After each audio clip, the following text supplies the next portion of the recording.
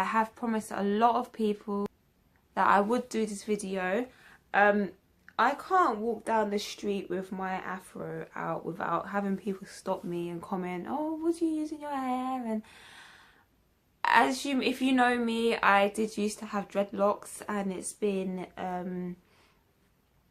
just over a year since I've cut them off. So I wouldn't say I'm on a natural hair journey, because I've always had natural hair, but in terms of it not being in a lock state, I am on an afro hair journey, and I've learnt so much things. And it's only when I speak to my friends and other people that I realise how much I know, because I just assume that everybody knows these things, but it's not actually obvious to a lot of people.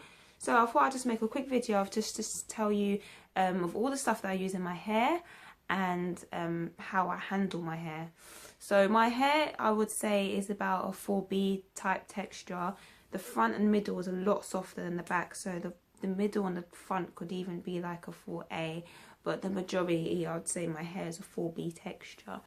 I'll leave the link in the description bar of me cutting off my dreadlocks, because that's got a lot of information of what I went through and when I cut it and blah blah blah. But basically, last November 2015 is when I cut my hair, and I had about this much length to it. I couldn't even put it in a ponytail, and now we're here, guys. So this is the stuff I've been using. So first of all, I'm going to start off with this shampoo. I use this shampoo, which is by Shea Moisture. It is the moisture retention shampoo with sea kelp and argan oil for dry damaged hair, and it's £9.99. This one was bought from Ace. If you're from London, you will know about this shop. I have to say, I do love this shampoo, but at the same time, I haven't experimented with other shampoos because, well, I did experiment with Cantu, and I have to say, as much as I love their conditioner, I found their shampoo quite drying. So I'm just going to stick to this. This is what I've been using.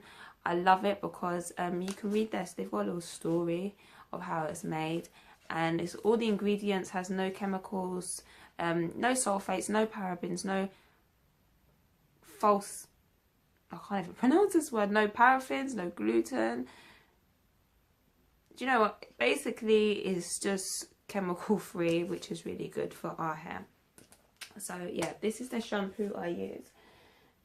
Typically, what I used to do is every 4 weeks when I wash my hair, I always treat my hair. And the way I treat it is by using, I started off by using their Shea Moisture Deep Treatment Mask. I used to use this in my hair, which I did like.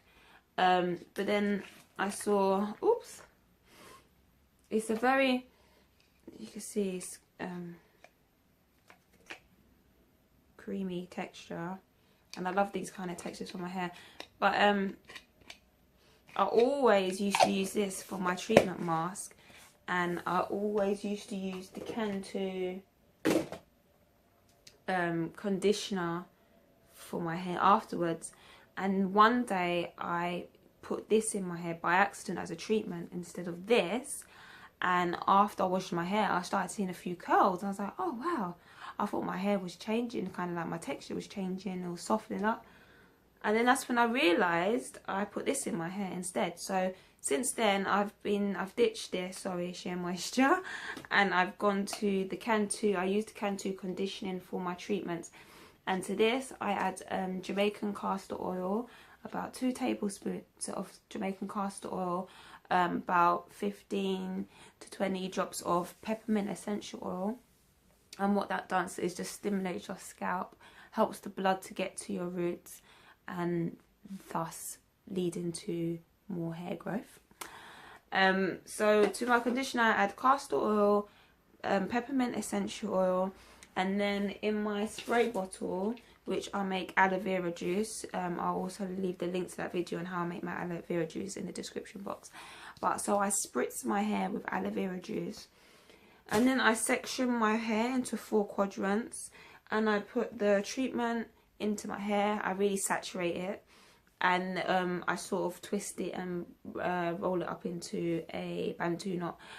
So I have 4 Bantu knots on my head, and I wrap my hair with cling film, and I will either sit under the dryer, or what I've been doing lately is I just sleep with it overnight. So if I know I'm going to be washing my hair the next day, I'll just sleep with it, and it's quite effective because your hair's working while you're sleeping. You sweat quite a lot, and your head gets hot, which produces steam. So yeah, so your treatment's done. So all you need to do is wake up in the morning and wash it out. Detangling my hair, I always use a wide tooth comb. You should never ever be using a comb like this to detangle hair like this, because what's going to happen is you're going to end up with a fight with your hair and the comb, and you're going to be ending up ripping out your hair. So the best thing is to always detangle your hair on damp hair or wet hair. So I will always have my in this bottle, I'll either have conditioner and water, or my aloe vera juice. I'll always spritz my hair, and water hydrates your hair. So us natural hair girls really shouldn't be afraid of water, because water is our friend. It hydrates our hair.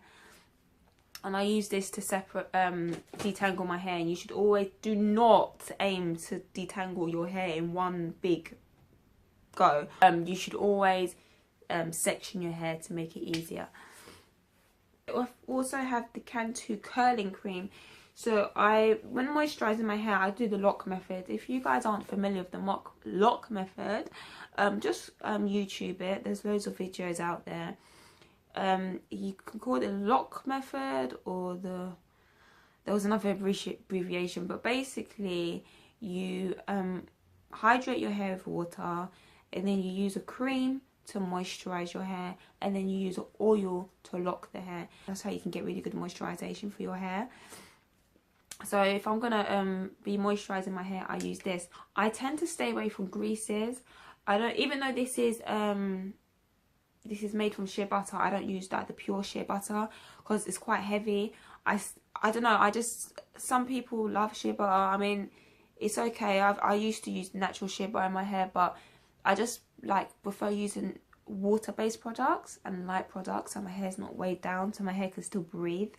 So as far as on my actual hair, that's all I put in it. Just literally this Cantu curling cream, the conditioner once I finish washing my hair, and I will lock it with oil. Now, one thing I must say about oils, I mean, it's up to you to find out. I'm not going to tell you what oil you should be using. You need to find out what oil works for your hair. But by the way, sorry, my hair actually needs washing. These white bits in my hair flakes because I had my hair gelled up yesterday. But anyway, whatever oil you decide to use, you make sure it says on the bottle cold pressed and organic. There's a lot of oils out there that the way it's made is normally heated to a high pressure, and when anything that's heated to a high pressure, unless it has a high boiling point, you're gonna lose the nutrients. So there's no point buying it, because there's going to be no nutrients for your hair. So for example, I don't actually use coconut oil in my hair. I use this on my skin and my cooking.